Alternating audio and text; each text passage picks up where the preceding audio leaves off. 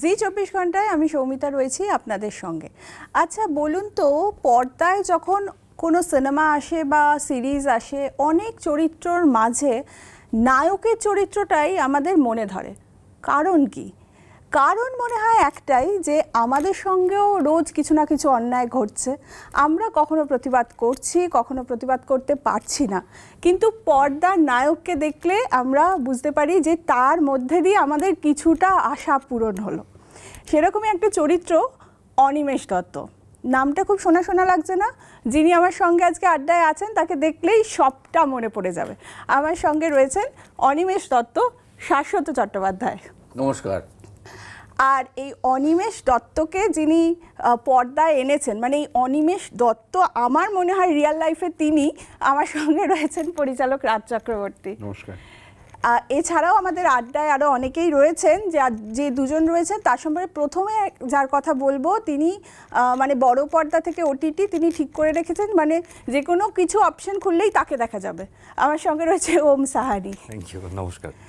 আরেকজন যিনি একটি ওয়েব সিরিজের মধ্যে দিয়ে বলে না, ওই একটা চরিত্রই যথেষ্ট নিজের নাম বানানোর জন্য, ওই রকমই একটা করে ফেলেছেন এবং একের পর এক ছবিতে এবং সিরিজে দুর্দান্ত অভিনয় করেন। আমার খুব পছন্দের অভিনেতা দেবাশিস রয়েছে আমাদের সঙ্গে। Thank you. নমস্কার। সবাইকেই আড্ডায় স্বাগত। আর আপনারা বুঝতেই পেরেছেন আমরা কি নিয়ে কথা বলবো। আজকে আমরা কথা বলবো আবার প্রলয় 2 নিয়ে। প্রথমে অনিমেষ দত্তর কাছে আসবো। অনিমেষ দত্ত এবার কি আরো বেশি ক্ষুরোধার? না, প্রথম দিকে তো অনিমেষ দত্ত খুবই গোবেচারা, একটা খুব মানে একদম দুর্বল একটি মানুষ। বেচারা বম ব্লাস্টটাকে কোনো মতে সারভাইভ করে অনিমেষ আর বিতান তারা সারভাইভ করে। তারপর ও যখন হাসপাতাল থেকে বাড়ি যায়, বাড়ি গিয়ে বুঝতে পারে যে বাড়িতে ও আর অনিমেষ দত্ত নেই, ও স্ত্রী অনিমেষ দত্ত হয়ে গেছে, জায়গাটা নিয়ে নিয়েছে। ও বেচারা চুপচাপ গোবেচারা হয়ে দিন কাটায়। এবং কি করে দিন কাটায় সেটা আমি এখন বলছি না, সেটা পর্দায় যখন আসবে তখন দেখলেই বোঝা যাবে। খুব মজার এবং একটা অদ্ভুত এই ক্যারেক্টারটার মধ্যে এই প্রথম বোধহয় একটা ভালনারেবিলিটি বলে না, যে এসছে, যে এই আশেপাশে সব কিছু ঘটছে, আমি চাইছি একটা কাজ করতে কিন্তু আমি যেতে পারছি না। তার রিজনটা আমার মনে হচ্ছে ঠিক, যদি এই বয়সে আমার কিছু হয়ে যায় তাহলে বউ ছেলের কী হবে, সব মিলিয়ে একটা অদ্ভুত মানে দোটানায় ভোগা একটা মানুষকে আমরা দেখতে পাবো গোড়ায়, যতক্ষণ না সে আবার ফিরছে। আর যখন ফিরছে তখন কবি বলেছেন আমি চলে যাব। রাজদা, আমি যেটা দিয়ে শুরু করেছিলাম, এই অনিমেষ দত্ত আসলে তো তুমি, মানে তোমাকে যারা স্ক্রিনের বাইরে চেনে, এই অনিমেষ দত্ত তো তুমি। আমার মনে হয় অনিমেষ দত্ত সবার মধ্যেই আছে আর কি। অনিমেষ দত্ত সবার মধ্যেই লুকিয়ে থাকে। মানে কোনো অন্যায় দেখলে অনিমেষ দত্ত হয়ে উঠতে চায় আর কি, কিন্তু আমরা তো সব সময় হয়ে উঠতে পারি না সবার সামনে। রাস্তার মাঝে, সমাজের যে কোনো জায়গায় সব পরিস্থিতি সামলে চলতে হয়। সো তাই হয়তো অনিমেষের মধ্যে দিয়েই আমরা আমাদের কথাগুলো বলতে চাই, যে আমরা এরকম হতে চাই আর কি। যদি প্রথম যখন আমরা প্রলয় করেছিলাম তখন বলেছিল যে আমি বরুণ বিশ্বাস হতে চাই আর কি। তো সেখান থেকে অনিমেষের জন্ম হয়েছিল আর কি। যে কোনো একজন সাহসী যে সমাজের জন্য এবং মানুষের জন্য এবং অন্যায়ের প্রতিবাদ করতে চায়, সেটা কি আমরা হতে চাই? আমরা দেখবে সবসময় মনে হয় এটা প্রোটেস্ট করতে চাই, প্রতিবাদ করতে চাই, কিন্তু সবসময় পুরোটা করে উঠতে পারি না আর কি। আমার হয়ে যদি কেউ করে দেয় তার জন্য আমি হাততালি দিই। সো বেসিক্যালি আমার মধ্যেও অনিমেষ দত্ত আছে, আর আমি অবভিয়াসলি অন্যায় দেখলে প্রতিবাদ করি আমার মতো করে, অবভিয়াসলি। এবং আমার ছবির যে কোনো কাজের মধ্যে আমার চরিত্রগুলোর মধ্যে ওই শেডসগুলো থাকে আর কি। হ্যাঁ, মানে একটা পজিটিভ শেড থাকে এবং আমি ওগুলোর মধ্যে দিয়েই সমাজের অনেক কথা বলে দিই, অনেক কিছু বলে দিই। যারা বুঝবার তারা বোঝে, যারা বুঝতে চায় না তারা বুঝবে না আর কি। এখানেও অনেক কথা আছে, আমরা পরে আসবো। আমি দেবাশিসের কাছে যাব। দেবাশিস, এই সিরিজে আগের প্রলয় এবং আবার প্রলয় 2, তোমার চরিত্রটা এখানে কিভাবে আসছে? আগের সিজনে বিতান আর অনিমেষ দত্তর একটা বোটে একটা ব্লাস্ট হয়, সেটা সবাই দেখতে পায়। তারপরে এখানে সেইখান থেকে কন্টিনিউ হচ্ছে। তো ওখানে বিতানের চরিত্রে একটা চ্যালেঞ্জ অ্যাড হয়েছে, সেটা আমি এক্ষুনি বলছি না, সেটা সিরিজে দর্শক দেখতে পেলে সেটা বেশি মজার হবে এবং সেটাকে আস্তে আস্তে দর্শক ডিসকভার করবে। তার ছাড়াও যে সেটার সঙ্গে একটা সারপ্রাইজও রয়েছে, সেটাও আছে। তবে মানে চরিত্রটার যে কাজ ছিল সেটা সেই জায়গা থেকে তার ডেডিকেশন লেভেল আরো বেশি হয়ে গেছে, কারণ Grow সে একটা করেছে। সুযোগ পেয়েছে নিজেকে প্রুভ করার, কাজ করার। তারপর রাজদা যেরকম ইনপুট দিয়েছে, মানে রাজদার সঙ্গে কাজ করতে গেলে এই একটা জিনিস খুব ভালো হয় যে স্ক্রিপ্টে যতটা লেখা থাকে তার থেকে অনেক বেশি সেটে অনেক ইনপুট পাওয়া যায়, অনেক ছোট ছোট নুয়ান্সেস, ক্যারেক্টারিস্টিক্স হেল্প করতে, মানে ডেভেলপ করতে অনেক হেল্প করে। তো সেটা রাজদা তো ওখানে সেটে তো দিয়েইছে। তারপর আমার সামনে বসে আছেন অপুদা। তো অপুদার মানে সামনে থেকে মানে এরকম একজন স্ট্রং অ্যাক্টর যখন থাকে তখন কাজটাও অনেক সুবিধের হয়ে যায়। তো ওই চ্যালেঞ্জগুলো, মানে চ্যালেঞ্জ আমার অ্যাজ অ্যান অ্যাক্টর খুব ভালোই লাগে, মানে সেগুলোকে হ্যান্ডেল করতে, এবং সেটাই দর্শকেরও আই থিঙ্ক ভালো লাগে যখন ক্যারেক্টারটা ধীরে ধীরে রিভিল হয়। তো সেইগুলো ওভারঅল মানে ওইভাবেই আর কি বিতান চরিত্রটা আর কি রিভিল হচ্ছে আস্তে খুবই আস্তে। ইন্টারেস্টিং। এবারে আবার প্রলয় 2-তে, সিজন 2-তে বিতানের চরিত্রটা অসাধারণ, মানে একদম, সেটা আমি এক্ষুনি ওর ব্যাপারে আরো বলছি না। ব্রিলিয়েন্ট, সবাই ব্রিলিয়েন্ট, বাট ওর চরিত্রটা একটা অন্য ডাইমেনশন দেবে আর কি গল্প, অন্য রঙিন হয়ে যাবে। আর সেটাই আমি যেটা বললাম যে মানে মানে ওইখানে আমরা যখন পারফর্ম করি তখন সেট থেকে কো অ্যাক্টরের কাছ থেকে অনেক কিছু পাওয়া যায় যেটা হয়তো স্ক্রিপ্টে হয়তো লেখা থাকে না। যেরকম রাজদার ক্ষেত্রে, রাজদার সাথে কাজ করতে গেলে আমার সব থেকে বেশি যেটা ভালো লাগে রাজদার সাথে, মানে আমি চিরদিনই তুমি যে আমার থেকে মানে রাজদার কাজের ফ্যান, মানে সব থেকে যেটা বেশি ভালো লাগে সেটা হচ্ছে রনেসটা। মানে ওই ছবি থেকেই তারপরে যত ছবি দেখেছি তো সেইটা খুব ভালো করে এক্সপ্লোর হয়, যেটা আমি বাংলার অন্যান্য কাজে খুব মানে একটু মিসিং দেখি, যেটা আমার মনে হয় রাজদারও সব থেকে বড় ইউএসপি, আমি কানেক্ট করতে পারি। এবং সেইটা মানে ফরচুনেটলি আবার প্রলয়তে যে চরিত্রটা যখন আমি করছি সেইটাও খুব মানে আবার প্রলয় সিরিজটাও খুব তো সেই জায়গাটা এবং ক্যারেক্টারের যে অথেন্টিসিটি, এবং সিজন 1-এও রাজদা যেরকম ছোট ছোট এই নুয়ান্সেসগুলো অ্যাড করে দিত যে এই জায়গায় ও এরকম ভাবছে, এরকম করে বলবে। তো আমার মনে হয় রাজদারও সেই চরিত্রগুলো দেখা আশেপাশে, তো সেখান থেকে ইন্সপায়ার্ড হয়ে, এবং সেখান থেকে মানে আমি একেবারে ডিরেক্টরস অ্যাক্টরই হয়ে কাজ করতে পছন্দ করি, এবং সেখান থেকে অনেক কিছু পাওয়া যায় তখন। আমি যেটা বুঝতে পারছি তোমার রাজদার এবং অপুদার সঙ্গে কাজ করাটা পুরো ফ্যান বয় মোমেন্ট ছিল। হ্যাঁ একদমই, আমার তো মানে ওটা নিয়ে নো ডাউট, মানে আমার জন্য একেবারেই মানে যে কোনো অ্যাক্টরের জন্যই ড্রিম হবে। আর মানে সামনে যখন এরকম একজন স্ট্রং অ্যাক্টর থাকে অপুদার মতো, তখন কাজটা অনেক সহজ হয়ে যায়, কারণ যেটা হয় যে সিনে একজন অ্যাক্টরের উপর তো একটা রেসপন্সিবিলিটি থাকে সিনটাকে মানে মানে পুল করার। তো যখন একজন স্ট্রং অ্যাক্টর থাকে তখন আর সিনটা নিয়ে খুব বেশি ভাবতে হয় না, you just play your own role. তখন অনেকটা সুবিধের হয়ে যায়, এবং সেটা অনেক এনজয়ও করা যায় অ্যাজ অ্যান অ্যাক্টর। একদম। ওমের কাছে যাবো, আমি প্রথমেই যেটা বললাম মানে থামলো, কত জমে থাকে ভাবো মনে, আর খুব ভালো করে তুমি হ্যাঁ, শুনছিলে। গুছিয়ে গুছিয়ে বলে, হ্যাঁ। গুছিয়ে বলে, মানে কত কথা জমে আছে বোঝা যাচ্ছে না অ্যাকচুয়ালি আমি মানে প্রথম সিজনের পর খুব একটা আমি মানে প্রথম সিজনে ব্যাপারটাকে প্রসেসই করছিলাম, এবং যখন সিরিজটা যখন দেখলাম তখন আমি রিয়েলাইজ করতে পারলাম যে আমি কোথায় ছিলাম, আমি কতটা কি কন্ট্রিবিউট করতে পেরেছি, কো অ্যাক্টরের কাছ থেকে কি কি পেয়েছি, যেগুলো আমাকে মানে আমার ক্যারেক্টারটা অটোমেটিকলি বেরিয়ে গেছে। আর মানে যেটা বললাম, মানে রাজদার সাথে কাজ করলে ইউ ফিল লাইক মানে you are in a safe hand, মানে তোমাকে গল্প, সিন, যে রাজদার সিরিজেও যে গতি থাকে সেটা মানে অন্য কিছু আর ভাবতে হয় না, তখন you just play your part. আবার বলছি হ্যাঁ বলছি। তো সেগুলো অনেক বেশি আই এনজয়। আমরা সারাক্ষণ ওর পেছনে লাগি। কেন? ভালো ছেলে, মিষ্টি ছেলে, রঙিন ছেলে। রঙিনটা বারবার ঘুরে ফিরে আসছে। আমি ওই আগে প্রসঙ্গটা ওমের গল্পটা বলে নাও, হ্যাঁ, তারপর আগে ওর রঙিননেস ওমকে নিয়ে কথা বলছি। ওমকে নিয়ে আগে একটু বলি। ওম মানে কি এবার যেখানেই লোকে যাবে, মানে হলে যাবে ওমকে দেখতে পাবে, ওটিটিতে যাবে ওমকে দেখতে পাবে, ম্যারাথন চলছে তো। হ্যাঁ, মানে মনে হচ্ছে যে অবশেষে ভগবান মুখ তুলে চেয়েছেন, তাই এখন যখন দেখতে পাচ্ছে ভালোই, মানে এটাই তো আমাদের চাওয়া, এটাই আমাদের পাওয়া। একজন অভিনেতার কাজ বেশি লোকের কাছে পৌঁছলে একদম। সেইটাই মনে হচ্ছে যে এইটাই আমার পাওয়া হয়ে গেল, এটাই হচ্ছে আমার পেমেন্ট বলা যেতে পারে, মানে ওইটা ছাড়া। ঠিক। কিন্তু ওইটা ছাড়া, হ্যাঁ, মানে আসল পেমেন্ট ছাড়া এটাও একটা অভিনেতার পেমেন্ট, যে তার কাজ লোকের কাছে পৌঁছচ্ছে।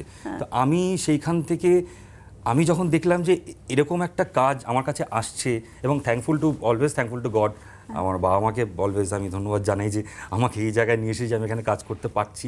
বাট আমার কাছে কোনো ভাষা নেই, মানে আমি প্রথমত রাজদার প্রথম এই ছবিটা কাজ করে ভেবেছিলাম যে আমার জীবনে সব পাওয়া হয়ে গেছে হয়তো। তারপরে যখন এই কাজটা পেলাম ভাবলাম যে আর হয়তো এরপরে কিছু চাওয়ার নেই, কারণ সিরিয়াসলি এত বড় একটা এত হিট প্রজেক্টে এরকম একটা গুরুত্বপূর্ণ চরিত্রের কাজ করা আমার কাছে সত্যি একটা স্বপ্ন পূরণের মতো। না, কিন্তু আরো চাইতে হবে যাতে আরো তোমাকে আমরা দেখতে পাই। আমি খুব অল্পেতেই খুশি হয়ে যাই, এটাই হচ্ছে ব্যাপার, কিন্তু তাতেও দেখেছি সেটা রে ওম।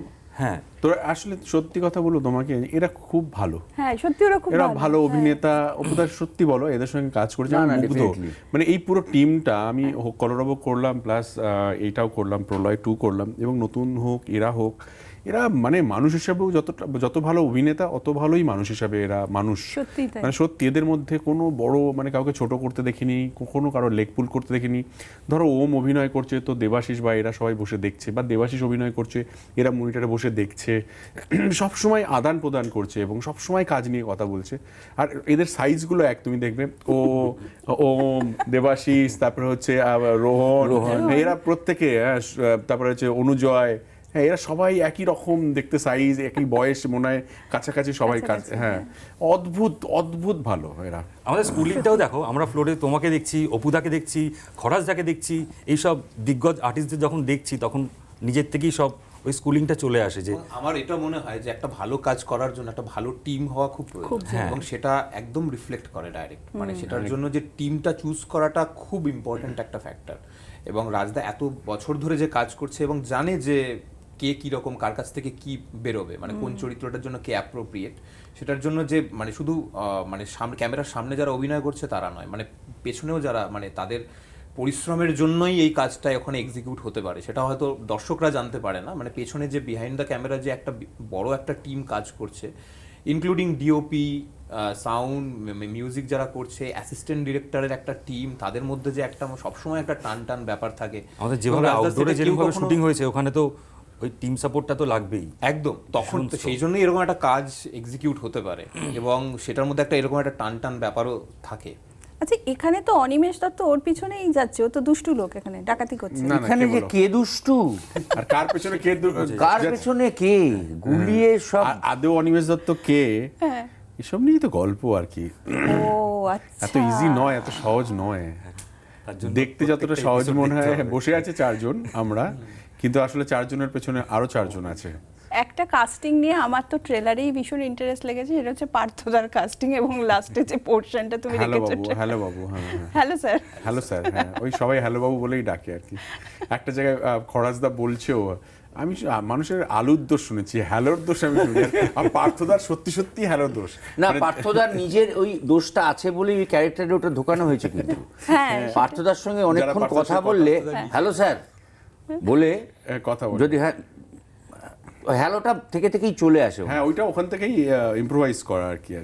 আর পার্থদার চরিত্রে যে চরিত্রটা, সেটা কিন্তু পার্থদার মানে ও কথা বলতে বলতে বা যেমন ভাবে করে, ওটাই করা আছে ওখানে। এই জন্য ওনার মুখে ওটা আরো মানে বাস্তব লাগে, মানে শুনতে, হ্যাঁ। মানে মেকি মনে হয় না ও হ্যাঁ, যেভাবে। আর খুব রিহার্সাল অনেক দিন ধরে চলছে পার্থদার। আর ওই যে লাস্ট সিনের কথা বলছো ট্রেলারের আর কি, যে কথাটা বলছো, সেটা পুরো ছবিতে আরো ভালো করে বুঝতে পারবে যে ওই ছেলেটা কিভাবে ডিসক্রাইব করেছে পার্থদাকে আর কি। ওইটা তো ওখানে কাটা আছে, ওইটা আরো ভালোভাবে নামটাও তুমি পার্থই রেখেছো ওখানে। হ্যাঁ না, এটার পিছনে গল্প আছে, মানে তোমরা গল্পটা দেখলে বুঝতে পারবে কেন পার্থ, কেন ওখানে। ওটা কিন্তু শুধু মজা করার জন্য নেই, ওর মধ্যেও একটা অন্য গল্প লুকিয়ে আছে। আচ্ছা, একটা প্রশ্ন আমি সবাইকেই করব, সেটা হচ্ছে রিয়েল লাইফে কখনো এমন ঘটনা ঘটেছে যে মনে হয়েছে অনিমেষ দত্তর মতন কিছু করি? হ্যাঁ সবসময় মনে হয় হ্যাঁ চলতে ওই রাজদা ফিরতে যেটা বললো, হ্যাঁ, সবার হ্যাঁ। মধ্যেই অনিমেষ দত্তটা আমি আছে, একবার, মানে আমার মনে সময় আছে, সুযোগে বেরিয়ে আসে। আমি একবার হ্যাঁ আমি বাস চড়েছি লাস্ট যেদিন, হ্যাঁ। আমি বাস কন্ডাক্টরকে মেরে বাস চড়া ছেড়ে দিয়েছি, কেন? তারপর থেকে আর বাস চড়িনি। কেন, কি হয়েছিল? সেটা থিয়েটার করে ফিরছিলাম, অনেক রাত হয়ে গিয়েছিল, 10টা 10 ফস হয়ে গিয়েছিল, বাসটা ফাঁকা ছিল, 3-4 জন ছেলে আর একজন ভদ্রমহিলা বসেছিলেন। ভদ্রমহিলা খালি বলছেন, ওনার টেনশন হওয়ারই কথা, বাসে আর কোনো মহিলা নেই, একটু তাড়া ছিল, যাবেন? যাবে, চল ট্যাং ট্যাং ট্যাং ট্যাং করতে করতে রাত্রিবেলা লোক তোলার তখন, এবার এটা চলছে, চলুন না একটু তাড়াতাড়ি, একটু দরকার ছিল। আর দেখি কেউ কিছু বলছে না। তো আমরা তো বয়স তখন, আমি লেট 90s কথা বলছি। তো বাস চড়ছে, যাচ্ছি, তারপর দেখি ও মা, পেট্রোল পাম্পে ঢুকিয়ে দিল, ডিজেল নেবে। এইবার ভদ্রমহিলা বলেছেন যে কি হলো, এখনই আপনাকে তেল নিতে, আপনার অপেক্ষা করতে না পারেন, নেবে যান। আর তখন থাকতে পারিনি, আমি ছিলাম লাস্ট সিটে, উঠে গিয়ে স্ট্রেট দাম মেরে আমি বললাম যে এতগুলো লোক বসে আছেন, কেউ কিছু বলতে পারছেন, এটা রাত দুপুরে নাটক হচ্ছে বলে মেরে তো দিয়েছি। আমার যে স্টপে নামবো তার পরের স্টপেই তো বাস টার্মিনাস। আমি টাক করে আগে এতে নেমে গেছি, কিন্তু তা বিশ্বাস হয় তারপর থেকে আমি আর বাস চড়িনি। ওই হয় ওটা। হ্যাঁ, তবে সব আবার সব বাসের লোকের এরকম হয় না, কিছু কিছু লোক হয়। ওই যে সেদিনকে আমিও তো বাসে, তখন তো বাসেই কামে আমাদের চলছে, সেদিন মানে দেখতে পাচ্ছি ভদ্রমহিলার কোনো একটা অসুস্থতা হচ্ছে বা কোনো একটা বিপদ আছে ওনার, আর কথায় কথায় বলছেন একটু তাড়াতাড়ি করবেন, একটু তাড়াতাড়ি করবেন, আর সে উল্টো রোয়াবটা নিচ্ছে। ওইখানেই গন্ডগোলটা লোক থাকে, এক একজন থাকে। যেটা তুমি বলতে যাচ্ছিলে যে সব জায়গাতেই কিছু, সব জায়গাতেই থাকে ভালো খারাপ মানুষ থাকে, কিছু খারাপ মানুষের সংখ্যা কোথাও বেশি কোথাও কম থাকে, বাট খারাপ মানুষের জন্যই তো খারাপ কাজগুলো হয় আর কি। তো কিছু ভালো মানুষ থাকে, তারা প্রতিবাদ করে, কিছু ভালো মানুষ থাকে যারা সেটাকে সমর্থন করে, অনেক কিছু হয়। যে কারণে এত এই অনিমেষ দত্ত এত কেন মানে পপুলার, যে আমি যেটা করতে পারছি না বস, আমার আমি বলতে পারছি না, সোশ্যাল যে ও বলে দিচ্ছে, যে আর কি। কাজগুলো আমি করতে পারছি না ও করে দিচ্ছে। যেটা হয়েছিল একটা টাইমে, অ্যাংরি ইয়াং ম্যান ঢুকেছিলেন একদম একদম বলিউডে। বাট আমাদের এবারের প্রলয়ের গল্পটা কিন্তু খুব ইন্টারেস্টিং। মানে এবার কিন্তু অনিমেষ দত্ত এবং তার টিম আরো সাহসিকতার মানে আরো সাহসিক কাজ করতে যাচ্ছে, সেটা হচ্ছে ডাকাত ধরতে যাচ্ছে। বুঝতে পেরেছো? মানে এখনকার ডাকাতগুলো তো একটু অন্যরকম। আগে ডাকাত বলতে কি বুঝতাম, যে বড় বড় গোপ, এইয়া বড় চেহারা, ঘোড়ায় করে আসবে, কালো টিকা লাগানো থাকবে, আগে চিঠি পাঠাবে যে আসছি, ক্ষমতা থাকলে আটকাস, বন্ধু বড়। ডাকাতদের কিন্তু একটা ক্লাস ছিল। না না, এখনকার ডাকাতেরও ক্লাস আছে। সো এখনকার ডাকাতটা তোমার পাশে দাঁড়িয়ে থাকবে, তুমি বুঝতে পারবে না।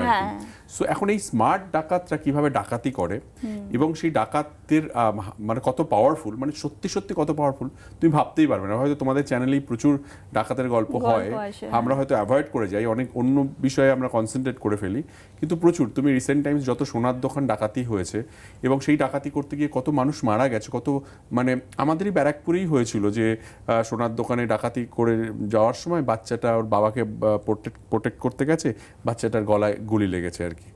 সো বেসিক্যালি এরকম সব জায়গায়, রিসেন্টলি বরানগরেও হলো, একজন বয়স্ক লোককেও মারা গেল। সো বেসিক্যালি ডাকাতদের নেক্সাস একটা বেঙ্গলে ভীষণভাবে কাজ করে।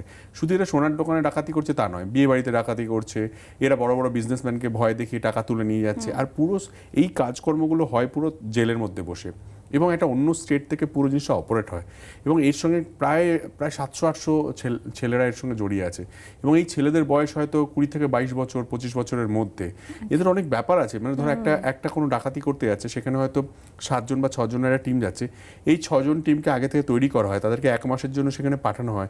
তারা পুরো রেকি করে কোন রাস্তা দিয়ে পালাবে, কখন গাড়ি আসছে, কিভাবে পুলিশের মুভমেন্ট হয়, কত লোক এখানে ঢোকে আসে, কটা সিসিটিভি ক্যামেরা আছে, এরকম প্রচুর ইনফরমেশন ওরা কালেক্ট করে।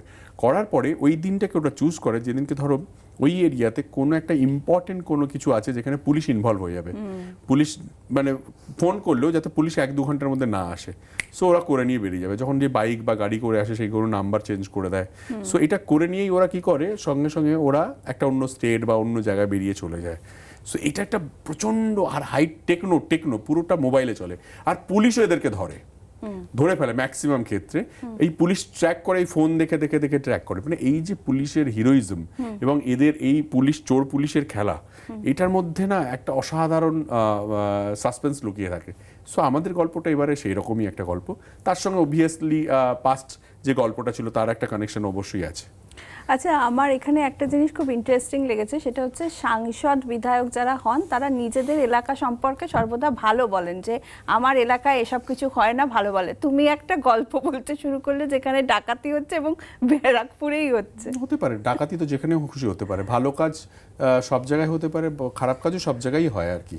এখানে আমি সাংসদ মানে বিধায়ক সাংসদের প্রশ্ন নয়, বিষয়টা হচ্ছে যে আমি কোথাকার গল্প নিচ্ছি। দেখো, অপরাধীকে অপরাধ করার জন্য কোনো পারমিশন নিতে হয় না, হ্যাঁ কিন্তু একদম। পুলিশকে একটা গুলি চালাতে গেলে 5টা পারমিশনের প্রয়োজন হয়। ট্রু। এক্স্যাক্টলি। সো এটা বুঝতে হবে। এইটা কিন্তু মানে আমার এরিয়া বা তোমার এরিয়া বলে না, যে গল্পটা দেখানো হবে সেটার সঙ্গে হয়তো তোমার এরিয়াও কানেক্ট করে যাবে আর কি।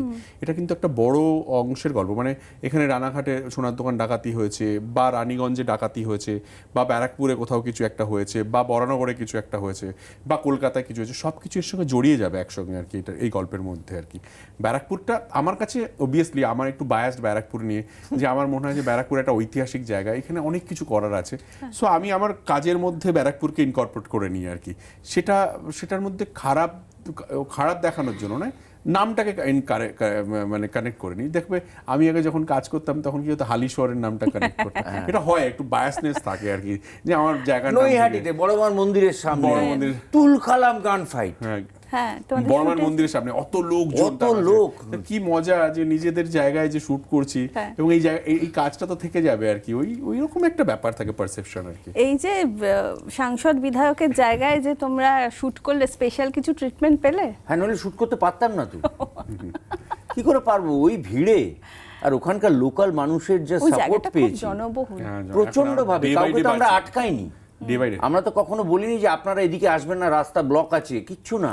সবাই সব শুটিং এর যে মধ্যে যার মতো ঢুকে নিয়েছি, আছে। শুটিং এর মধ্যে ঢুকে নিয়েছি তো। এবং যেটা মুশকিল হচ্ছে, এদিকে গুলি চলছে, ওদিক থেকে তো ফুটপাথে দর্শক কেমন আছেন, তখন বলছে এটা কি করছেন, গুলি চলছে, ভয় পান, পালান, আসবেন না। মানে ধরো যারা শুটিং দেখছিল তারাও পাঠ করতে শুরু করেছে তো। হ্যাঁ, আপনারা বললেই কিন্তু পালাবেন, ঠিক আছে ঠিক আছে, গুলি স্টার্ট। না না, অসাধারণ। এটা ওরম নয় অ্যাকচুয়ালি। আমি দেখবে তুমি যদি ভালো করে খেয়াল করো, আমার যত কাজ আছে বেঙ্গলের সমস্ত জায়গায় আমি কাজ করে থাকি। হয়তো এই জায়গাটা বাকি ছিল তাই করলাম। তুমি নর্মালি আমি মনে করি বেঙ্গলের সমস্ত জায়গাটায় মানে আলাদা করে একটা ছবি হতে পারে আর কি, এতটাই সুন্দর, এতটাই ভালো। তার জন্য আমি অন্য জায়গায় যাওয়ার থেকে প্রেফার করি বেঙ্গলের যে কোনো জায়গায়। মানে আমার বর্ধমান ভালো লাগে, আমার কৃষ্ণনগর ভালো লাগে, আমি সব জায়গায় কাজ করেছি। পারবো না আমি ছাড়তে তোকে, এই সিনেমাটা আমি কৃষ্ণনগরে শ্যুট করেছি, মাসদিয়া বলে যেখানে আমার আদি বাড়ি, সেখানে শ্যুট করেছি আর কি, বাংলাদেশ বর্ডারের পাশে আর কি। সো এটা এক ধরনের থাকে আর কি, ওই আমি আমার জায়গাটাকে এক্সপ্লোর করব, আমি আমার বেঙ্গলটাকে এক্সপ্লোর করব। মানে চেনা জায়গা তো, অন্য কেউ হয়তো ওইভাবে এক্সপ্লোর করবে না যেভাবে ও দেখতে পায় জায়গাটা। হ্যাঁ এক্স্যাক্টলি। এক্স্যাক্টলি। এটা হয়। আমি ওইটাই বলছিলাম তখন, মানে যে লোকালটাকে রাজদা যেভাবে ইনকর্পোরেট করে এবং ডিউরিং দ্য শট, মানে যে ছোট ছোট ইনপুট গুলো দেয়, যে লোকাল জিনিসকে কিভাবে, যেরকম আমার বিতান বোস টিটাগড় থানা, স্যার ওখানে মাছের বাজারে ভালো চিংড়ি পাওয়া যায়। আগের প্রলয়, আগের হ্যাঁ, হ্যাঁ। সেটাও টিটাগড় কারণ হচ্ছে যে ঢুকেছি অবভিয়াসলি। হ্যাঁ, এগুলো আই থিঙ্ক দর্শক হিসাবে আমরা অনেক বেশি রিলেট করতে পারি, যে আমাদের আশেপাশের গল্প। একদম। তো সেইগুলো মানে জায়গাটাকে কানেক্ট করে দেওয়া আর কিছু। আমি তো পানিহাটির ছেলে, আমি আরো ভালো করে রিলেট করতে পারি যখন এইসব গল্পগুলো যখন ওঠে। সবাই মোটামুটি ব্যারাকপুর, কাছাকাছি টিটাগড়। আছে। আমরা শেষ করব, আমাদের হাতে সময় খুব কম। অপুদা, তুমি কি বলবে দর্শকদের যারা এখনো দেখেননি বা আমার দেখবেন? মনে হয় না কিছু বলার আছে বলে, সবাই মুখী আছেন, যা ফিডব্যাক পাচ্ছি আমরা, এবং সত্যি কথা বলতে কি চ্যানেলের যা সাবস্ক্রিপশন বেড়েছে, হ্যাঁ নিজেরাই বলে ফেলেছে, সাধারণত বলে না। হ্যাঁ, সাধারণত বলে না, পরেরটা যদি বেশি বাজেট চাই আমরা, কিন্তু বলে ফেলেছে খুব ভালো 70% ইনক্রিজ করে গেছে সাবস্ক্রিপশন। মানে তার মানে বোঝা যাচ্ছে একটা বাজ তো আছেই। হ্যাঁ, এখন কি হচ্ছে বলছিল ওরা যে এখন কি হয়, যেদিনকে ট্রেলারটা লঞ্চ করেছি সেদিন থেকেই সাবস্ক্রিপশন শুরু হয়েছে, এবং গিয়ে পুরনো প্রলয়টা দেখছে সবাই আবার নতুন করে আর কি। সব সিরিজেরই তো সিজন 2 সিজন 3 হয় না অ্যাকচুয়ালি না, সিজন 3-র গল্পটা করে রাখা আছে গল্পের মধ্যে। আচ্ছা। যদি অবভিয়াসলি দর্শক মনে করে তাহলে সিজন 3 হবে, মানে সিজন 2 এর গল্পের মধ্যে সিজন 3-র গল্প লুকানো আছে।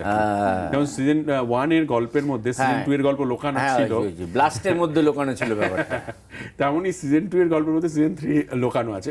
এই ধরনের কি হয় না, এই ধরনের ফ্র্যাঞ্চাইজিতে কি হয় না, তুমি খালি ক্রাইমটা তুলে না, মানে কোন ক্রাইমের উপর এর পরের কাজটা করবে, সো কিভাবে দেখাতে চাও অনিমেষ দত্ত, ক্যারেক্টারটা তো রেডি, তার সঙ্গে আরো 5টা ক্যারেক্টার দিয়ে দাও, কিছু লোককে আনো, কিছু লোককে